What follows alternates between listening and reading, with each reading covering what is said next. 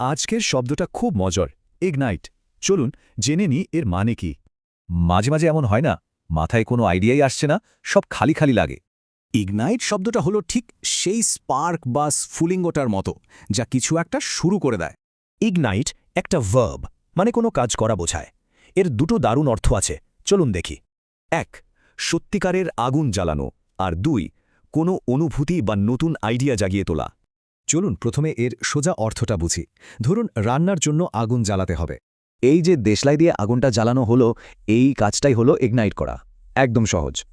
কিন্তু ইগনাইট শুধু আগুন জ্বালায় না, মনের মধ্যেও আলো জ্বালাতে পারে। কিভাবে? চলুন দেখি।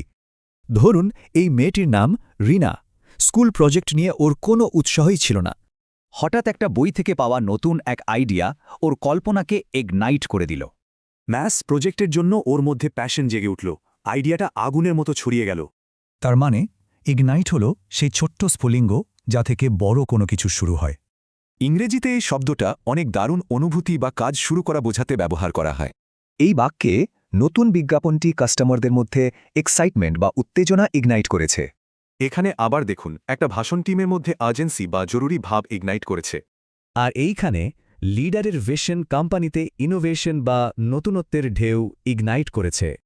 তাহলে মূল কথাটা হলো, ইগনাইট মানেই কোনো কিছুর শুরু, সেই প্রথম স্পার্কটা। এবার ভাবার পালা। আচ্ছা, কোন জিনিসটা আমাদের শেখার আগ্রহকে ইগনাইট করে বলুন তো?